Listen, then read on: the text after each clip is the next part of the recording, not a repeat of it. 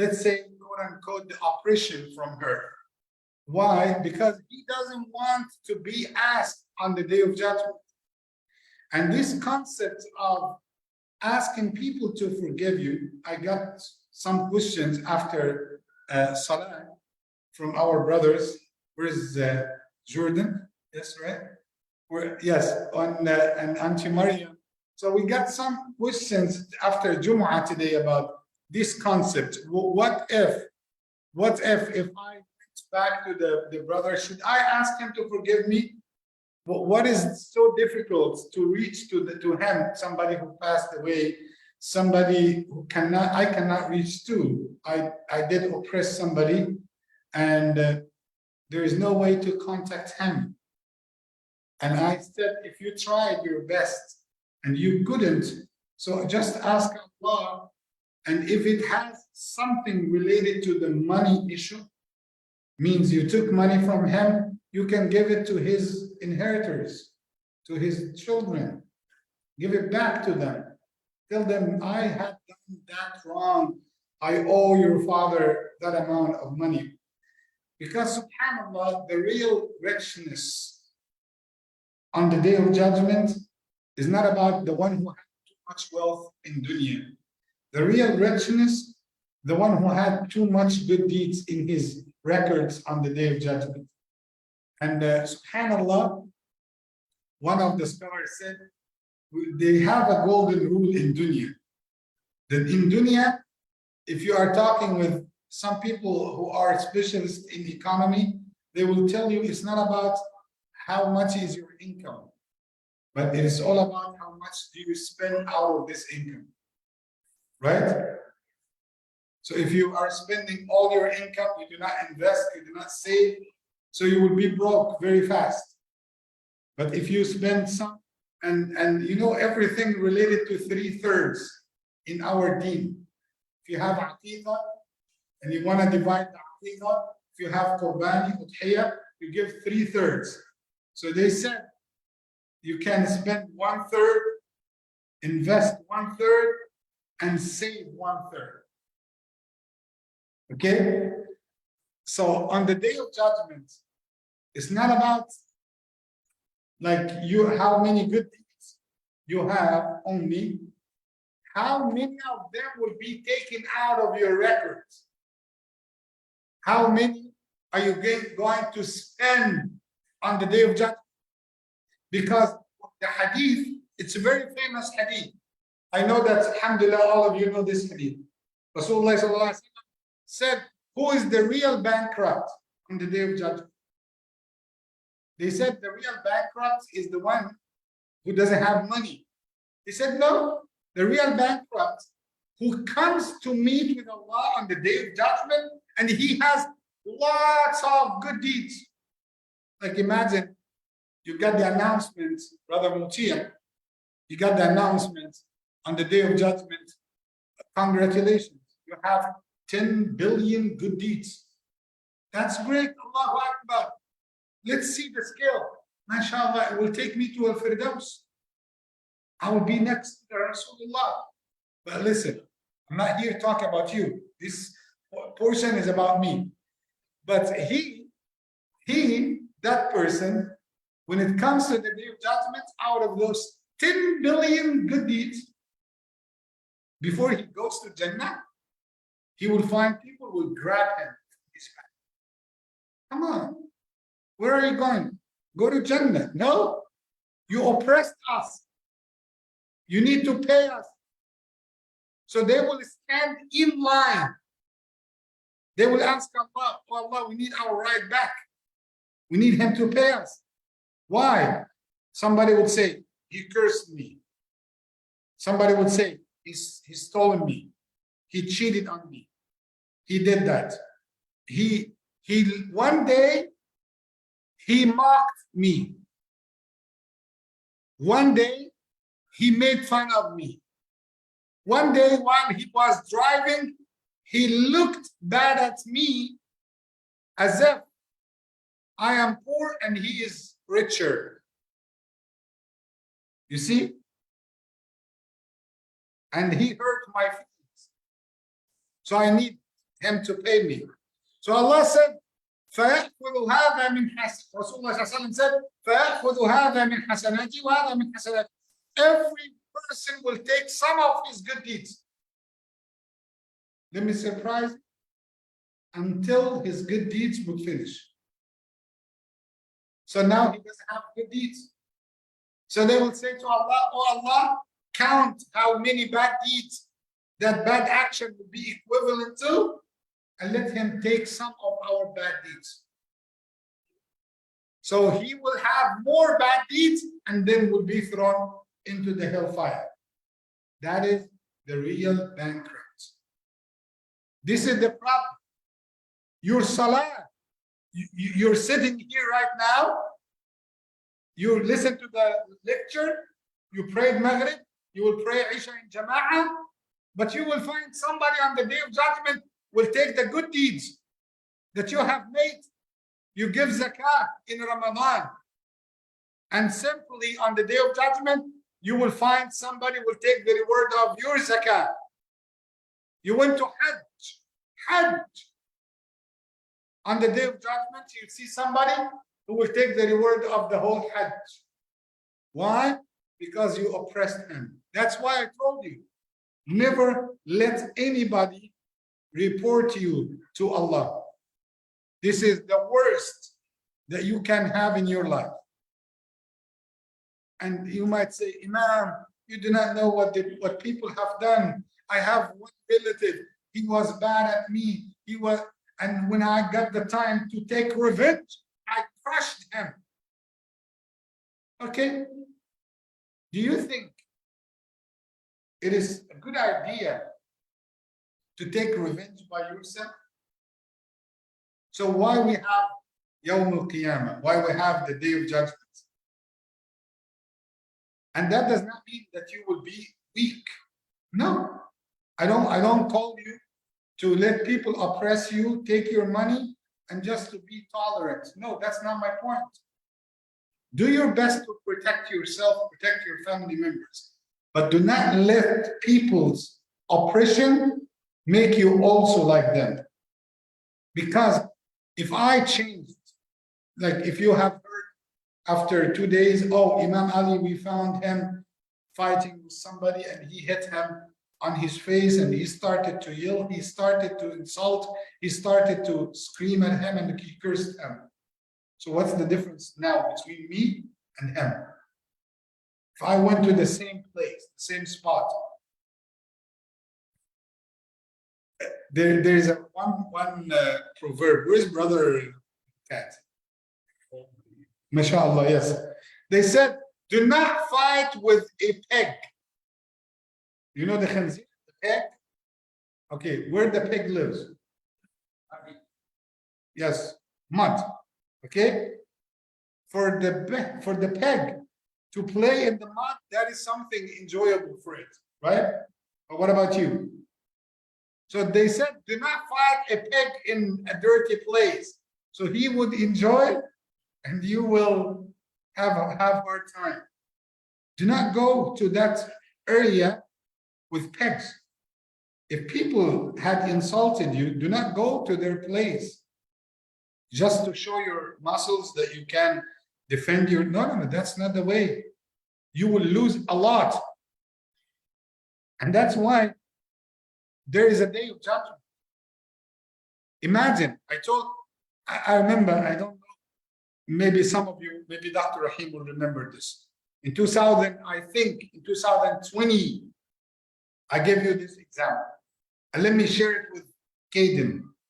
Imagine if Caden is a mafia man, okay, mafia man, and he is, having lots of authority, lots of power.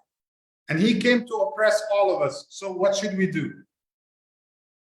What should we do against him? He has his people, they have their guns. We cannot talk with him. You might say, I will call the police.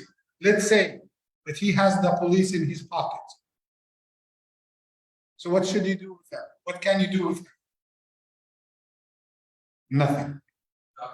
What about if you died without taking revenge in dunya, without putting him to accountability. What do you feel? What do you feel on the day of judgment? What do you feel if you discovered on the day of judgment that Allah would say, I am the most merciful, even Caden, welcome to Jannah? What do you feel at that time? You'll feel bad. Allah wasn't just at me. That person who oppressed us, oh Allah, now you let him enter Jannah? When I died, I thought that you will give me my right back. I will have revenge. That's why one of the name of Allah, the most just. The most just. That's why we have Jannah and hellfire. We have paradise and hellfire. Some other faith, some other doctrines, they say, no, it's only heavens, it's only paradise. I don't know why Muslims are talking about hellfire. Because if we didn't talk about the hellfire, it doesn't make life doesn't make sense at all. The whole scale will be destroyed. And that's why one of the lessons that we learned from the Quran, my quick message before we move to the dinner. And no matter what power that you have, do not think for a moment that it will be hard for Allah to answer his dua. And you know what? Allah is Kareem to me, and no matter what I have done, Allah will not reach to me. Remember, I need you to read Surah Al-Qamar. I was talking to Richey today about Surah Al-Qamar. When Sayyidina Nuh made a dua, فَدَعَا رَبَّهُ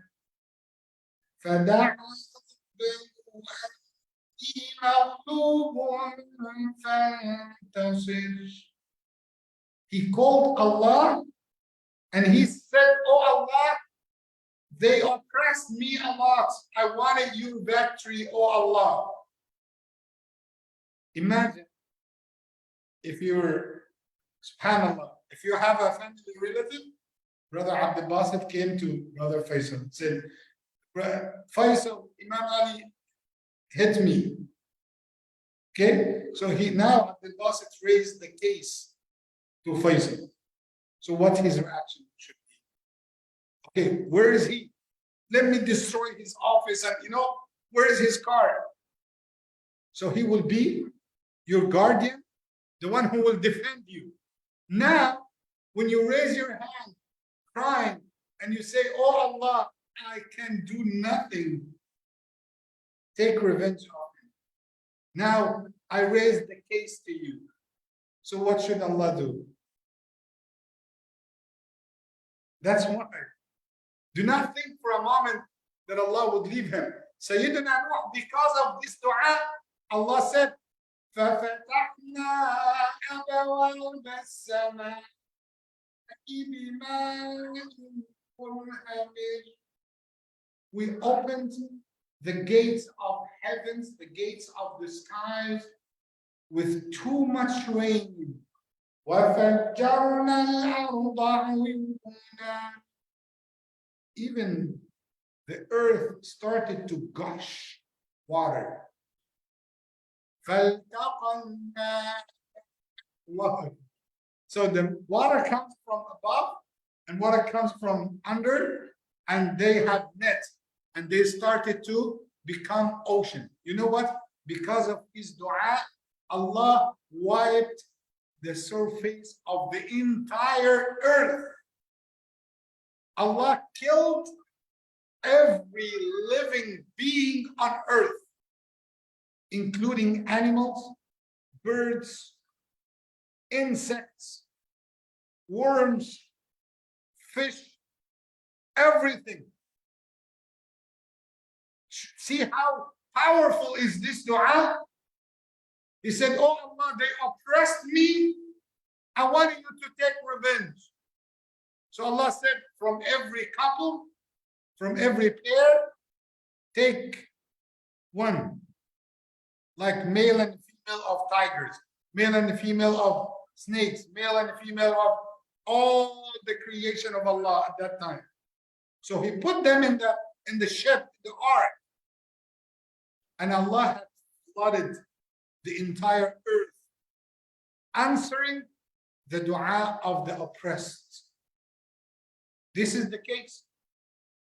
So never try. Do your best. Avoid oppressing people. And you know what? Most of us become oppressing people. Oh, Imam is talking about the person who's in Walmart and another person in my company, my colleagues no. Basically, when I talk about do not oppress people, your close circle. First, your close circle, your family members, your wife, your children, your husband, family, a cousin. Do not oppress them. Imam, but what about if they did? Listen to this. A man came to the Prophet Muhammad sallallahu alaihi wasallam. Just give me 3 minutes. And he said to him, "O Messenger, I have family relatives. Listen. أصلهم ويقطعنني. I try to connect ties with them and they cut the ties. أحسن إليهم ويسيئون إلي. I do good to them, they do bad to me. And whenever I try to get close to them, they push me away. Should I still try to contact them? So what do you expect?" He said, yes. You should still contact them. Why? Why is that? Because you are not doing good to them because they deserve or not. That's not the case. You are doing goodness only for the sake of Allah. Even if the person that you are doing goodness to him, even if he does not deserve. Don't think about it. Do not see him. Do not take him in your consideration. I do goodness no matter what. And they said, افعل الخير فإن صادف أهله فهو لأهله وإن لم يصادف أهله فأنت أهله. Do the goodness. If it matches with the good people, that's great. And if it does not match with the good people, you are the good person and they are bad. So that's my point. May Allah guide us to the right path. Allahumma ameen. Ya Rabbil Alameen. I see, mashallah, most of you became so quiet, thinking about food, wanted the Imam to finish. Okay, where's Brother Hassan? Mashallah. Yes, so what food we have tonight, mashallah? Brother Faiz, right? Mashallah. Brother Khan. Mashallah. Oh, Brother Muhammad. Mashallah, Brother Muhammad Khan. Mashallah.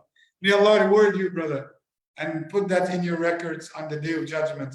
Allahumma ameen. May Allah give you barakah in your children, in your health, in your wealth.